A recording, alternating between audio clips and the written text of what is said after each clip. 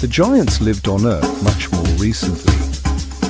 10 years ago, I wrote books on Atlantis, describing the antediluvian world we shared with giants. I showed how mythology around the world spoke of these titans and their clashes with humans, and how thousands of giant skeletons were unearthed in the 18th and 19th century. They were reported in local newspapers of the time. Skeletons were carried away and hidden by government-affiliated archaeological groups. In the US, it was the Smithsonian Institute that was tasked with one of the greatest cover-ups of all time. As tedious of a read as it is, this book, among others, proves the cover-up beyond doubt. In my books, I said that the giants roamed the lands probably more than 12,000 years ago before the Great Flood, and how some of them survived the deluge, with the very last of their species being eliminated a few hundred years ago. About this I was wrong. I had been deceived because hundreds of books on ancient mysteries, such as those by Edgar Cayce, Graham Hancock, Zechariah Sitchin, Robert Blavatsky, etc., speak of a time more than 10,000 years ago. Even religious folk place key events to thousands of years ago, and Darwinists say the first intelligent humans appeared 8,000 years ago. Giants are real, but the timelines are wrong. I have since learned events of both conventional history, such as the Egyptian, Greek, and Roman empires, and also events of alternative history, such as the Great Flood ends. Dragons and giants are more recent. As you've read in previous articles, at least 1,000 years have been added to the Middle Ages. That would mean that 1580 is really 580, 1840 is really 840, 1231 is actually 231, and so forth. And that's only the time theft I know of. There could have been several more in prior ages. I won't expound here. If you wish to learn more, look into the phantom time hypothesis. I don't understand the details yet, but there seems to have been a series of cataclysmic events as recent as the 18th and 19th century. The most major reset seems to have happened around 1850. Slaves of giants. There was a time giants enslaved humans, using them for forced labor and even as food. Below is a Mesopotamian engraving of the giant god and goddess Utu and Inanna holding earthlings captive using a nose ring. No doubt one of the less flattering moments in our history.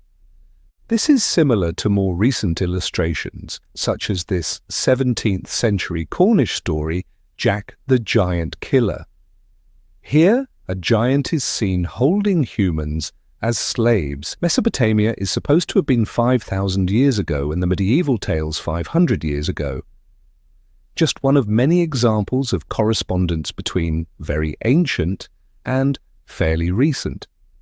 Human enslavement, is that why we have catastrophic events? Were we waging war against our slave masters? Who eradicated these giants?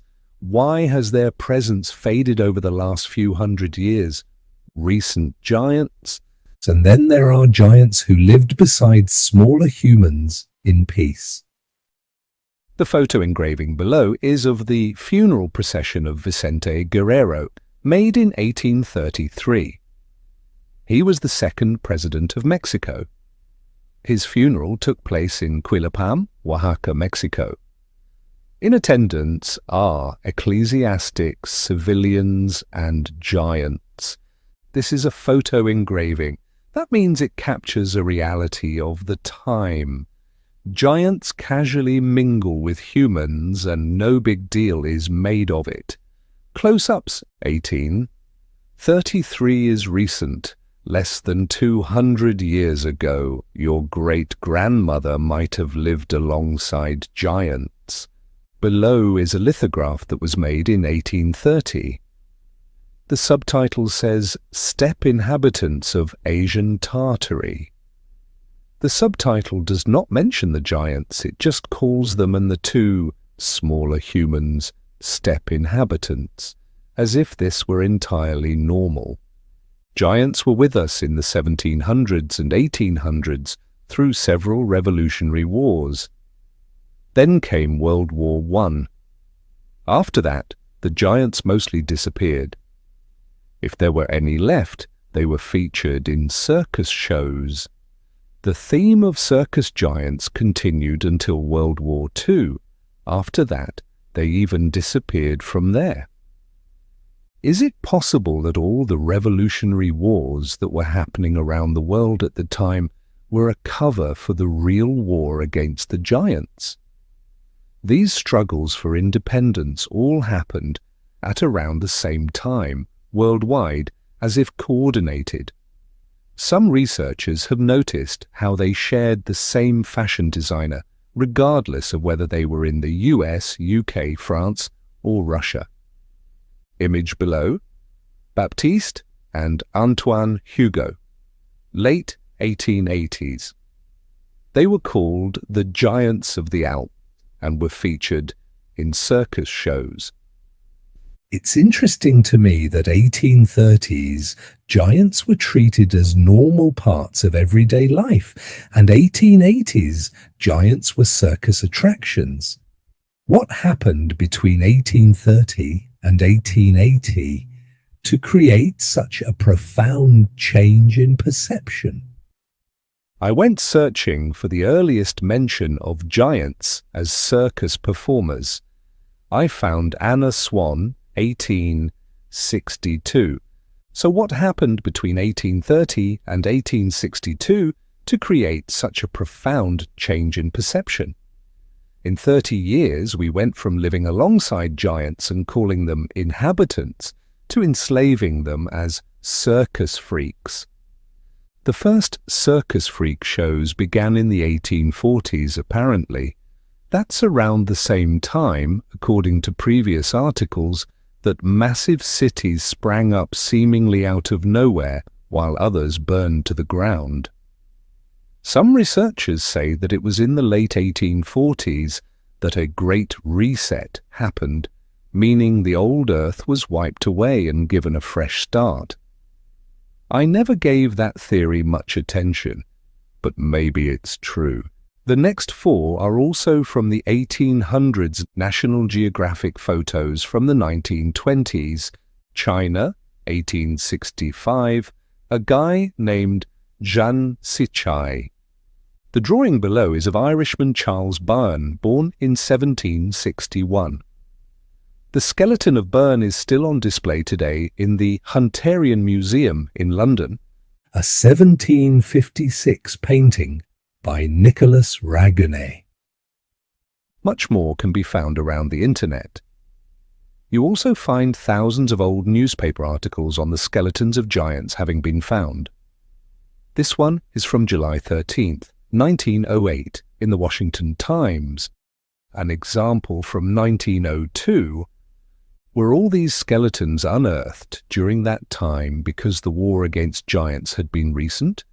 Or was this a media campaign to make it look like they were more ancient? It's hard to tell from here. They apparently lost the battle. But why would our governments go to such lengths to mask their reality? Or to conceal that they were defeated? To act like nothing ever happened? To re-script history? If they defeated the giants, wouldn't they want to advertise and commemorate it? The religious scriptures say that the giants are the offspring of forbidden relations between angels and humans. Were they eradicated by the rulers of this realm? Thanks to our fake education system, we know very little about them or the circumstances of their disappearance. We're simply told giants didn't exist because they don't fit the Darwinist narrative. I remember specifically asking this question of a school teacher when I was young. She said, "Those are Bible fairy tales." In school, we learn about real things that can be proven by science. In folk tales, giants are presented as dumb, axe and falx-wielding, nomadic monsters that harass humans. On the other hand, the many large structures could be more easily explained with their help. They are not the works of brainless monsters. In the photos we do have from the old times, they don't seem to differ from smaller humans, except in size. If giants were much more recent, it would explain the gigantic doors we see on so many buildings ascribed to the Middle Ages, the horned giants. According to an article titled Giant's Bones in Mound, in the New York Times of July 14, 1916, archaeologists dug up the remains of horned giants in the Susquehanna Valley of Pennsylvania. Among the photos circulating at the time was this horned skull. According to the article, a Professor A.B. Skinner of the American Indian Museum and Reverend George Donohue, Pennsylvania state historian, and Professor W.K. Moorhead of the Phillips Andover Academy discovered the burial mound with the remains of 68 people. They had the average height of 7 to 8 feet, 2.4 meters. On July 30th, only a few weeks later, Skinner wrote a retraction of the whole thing again in the New York Times. As so often with cover-ups, several versions of the story began circulating. According to one, the whole thing was a prank. According to another, a disgruntled cook at the camp made the story up. Regardless of the story, they were telling the public that there are no skulls with horns, nor people with horns, nor anything like that. Fact-checkers today continue to insist that no such thing exists or was ever dug up. If there are ever any giants found anywhere, it's because of a disease called gigantism, they tell you. The truth? There are plenty of medieval drawings, paintings, and tales of giants, and smaller humans with horns. Consider the above portrait painting is Margaretha van Eyck by Flemish painter Jean van Eyck, 1439. Is it possible that this fashion of the Middle Ages was meant to conceal real horns? Or that these are actual horns rather than a fashion? Are these our infamous reptilians? See medieval image by Michael Patcher, 1455 below, disguised as humans. There are still people today that grow horns, but it's so rare that it's labelled cutaneous horn and seen as some kind of disease or tumour. Dragons are much more recent. This whole ancient thing around dragons and serpents may also be much more recent than I thought. In fact, there is some link between serpents and giants. According to the Book of Enoch, the fallen angels landed on Mount Hermon. There they made a pact to have sex with humans. The offspring of the interactions created the giants. On the one hand, we have these Mesopotamian and Sumerian images of reptilian beings. On the other hand, we have countless medieval drawings and paintings of reptilian beings interacting with or warring with humans, such as the one below. Notice the horns. Below is an image dated 875 from the British Library in London. It is apparently taken from a French legal codex.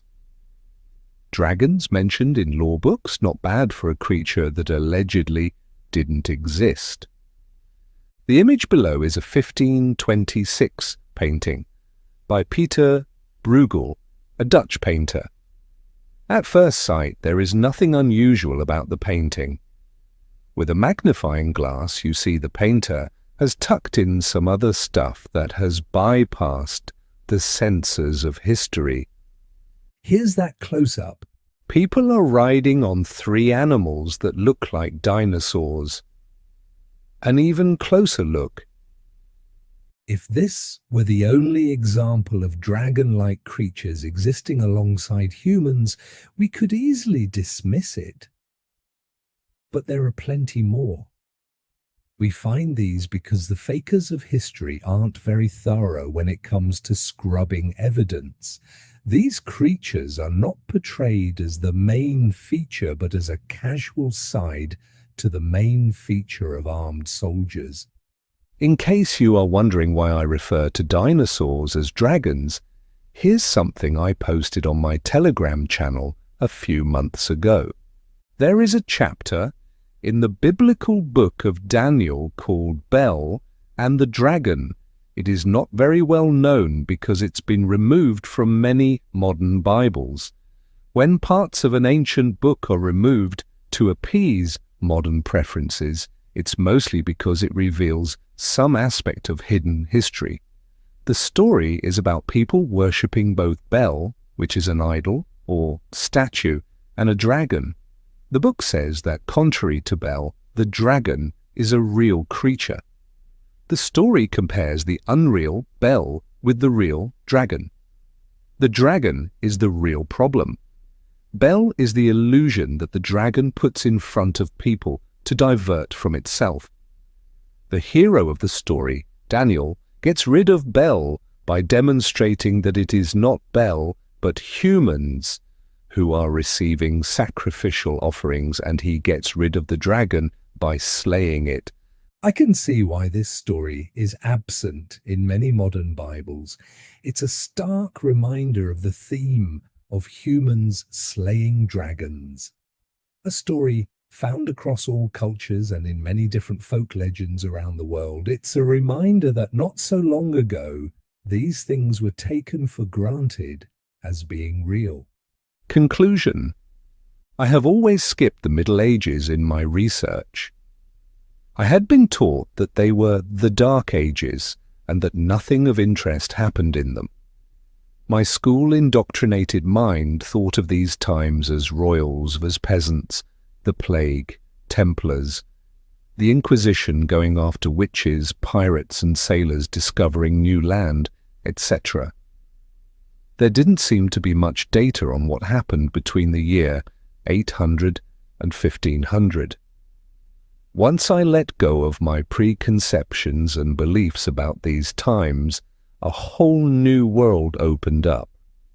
I learned that this time period was so much stranger than we were led to believe.